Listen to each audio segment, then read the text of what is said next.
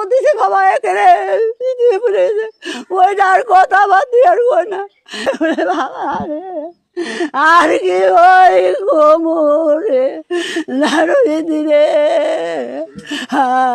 মুন্সিগঞ্জের লৌহজং উপজেলার কলমা গ্রামে প্রবাসী স্ত্রীর ঘরে উকি দেওয়ার মিথ্যা অপবাদ দিয়ে এক বৃদ্ধকে পিটিয়ে ও থাপ্পড় মেরে হত্যার অভিযোগ উঠেছে। এ ঘটনায় এক ব্যক্তিকে আটক করেছে পুলিশ, আরেকজন পলাতক রয়েছেন। নিহত ব্যক্তি নিয়াশা চন্দ্র দাস, ৫৭ বছর। তিনি কলমা ইউনিয়নের দাসপাড়া এলাকার বাসিন্দা ও মনীন্দ্র চন্দ্র দাসের ছেলে। স্থানীয় সূত্রে জানা যায়, প্রবাসী অসীম দাসের স্ত্রীর ঘরে উকি দেওয়ার অভিযোগে তার দেবর মহাদেব সোমবার রাতে নিয়াশা চন্দ্র দাসকে ডেকে নিয়ে মারধর করেন। এতে তিনি গুরুতর আহত হন। পরে রাত আনুমানিক ৩টার দিকে তাকে দাসপাড়া হরিসভা মন্দিরের সামনে নিয়ে আসা হয়। এ সময় মহাদেবের সহযোগী মাহবুব তাকে থাপ্পড় দিলে তিনি পাকা সড়কে লুটিয়ে পড়েন। এতে তার নাক মুখ দিয়ে রক্তক্ষরণ শুরু হয় এবং তিনি অচেতন হয়ে পড়েন। পরে স্থানীয়রা তাকে উদ্ধার করে ঢাকা মেডিকেল কলেজ হাসপাতালে নিয়ে গেলে চিকিৎসাধীন অবস্থায় মঙ্গলবার সকালে তার মৃত্যু হয়। এ ঘটনায় এলাকাবাসী মহাদেবকে আটক করে পুলিশে সোপর্দ করে। তবে অভিযুক্ত মাহবুব ঘটনার পর থেকে পলাতক রয়েছেন। মঙ্গলবার ৩১শে মার্চ সকালে সরজমিনে গিয়ে দেখা যায়, পুলিশ আটক ব্যক্তিকে থানায় নিয়ে গেছে এবং ঘটনার বিষয়ে পরবর্তী আইনগত ব্যবস্থা প্রক্রিয়াধীন রয়েছে। নিহতের বড় মেয়ে উর্মিলা মণ্ডল বলেন, আমার বাবাকে ঘর থেকে ডেকে নিয়ে মারধর করে হত্যা করা হয়েছে। আমরা এতিম হয়ে গেলাম। আমার বাবা মাছ ধরে সংসার চালাতেন। এখন আমাদের কি হবে? যারা আমার বাবাকে হত্যা করেছে তাদের সর্বোচ্চ শাস্তি ফাঁসি চাই।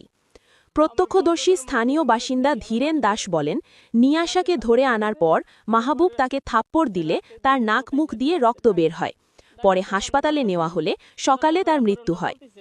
এদিকে প্রবাসী অসীম দাসের স্ত্রী পূজা দাস বলেন, আমার দেবর মহাদেব অনেক দিন ধরে আমাকে বিরক্ত করত।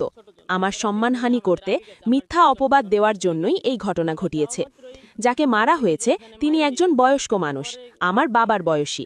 তিনি আমাদের বাড়ির আশেপাশেও আসেননি।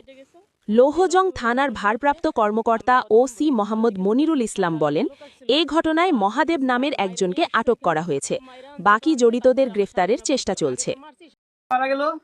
জালবাইতে গেছে, জালবাইয়া খায়, জালবাইতে গেছে এখানে গেছে মতো কইছে যে তুই এই যে চুরি করো এরি কইয়া এই চোখে নিয়ে ইচ্ছা মতো মারছে তো হেটাই নিয়ে এখানে সড়কের মধ্যে দোকানের সামনে আনছে, মন্দিরের সামনে আনছে মতন তার আবার এই যে ও বউরে আর আমার ডাক্তার নিছি গেছি কইছি কি যে বলে যাই করে থাক কালকে তারা বিচার করিস।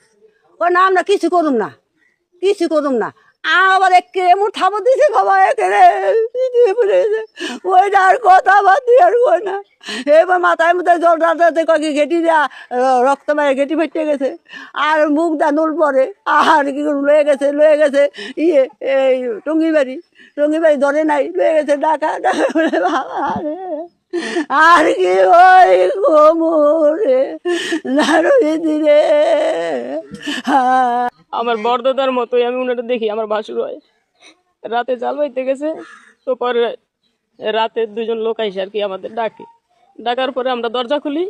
দরজা খোলার পরে ওনারা বলতেছে যে তোমাদের ছেলে চুরি করছে, এদিকে আসো। এই বলা মাত্র আর কি আমার শাশুড়ি মা, আমার যায়, আমার ভাসুরজি ছোটজন, ওরা তিনজনে আমাদের আগে গেছে। আমরা আর কি পিছন ওদের সঙ্গে গেছি।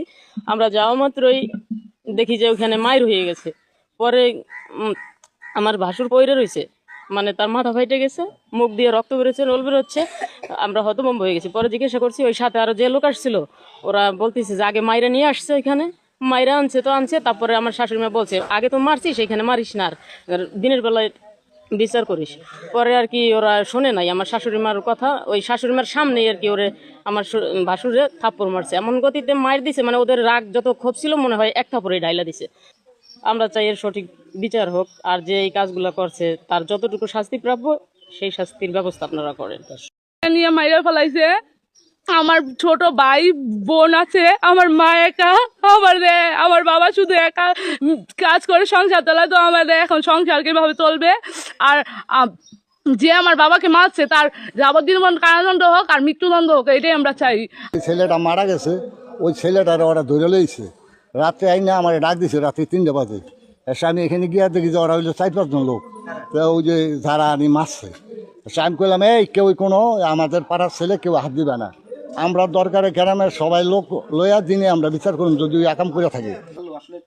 না, তার সাথে উনি তো মুরব্বী বয়সে, আমার বাবার বয়সে একটি লোক, উনি আমার বাড়ির আশেপাশেও কালকে আসে নাই। আর সন্ধ্যায় যদি আসতো বা রাত্রেও যদি চুকি দিত আমি তো দেখতাম, আমি তো শুনতাম। যদি আমার ঘরে থেকে বের করে নিয়ে যেত তা আমি কোথায় ছিলাম আমি দেখতাম না। আমার শ্বশুর বাসায় আসছিল, সে কি দেখতো না? ও মারবো, আমার শ্বশুর কি শুনতো না? বাড়ির আশেপাশের মানুষ কি দেখতো না আমার ঘর থেকে আর লোকরা বের করে নিছে?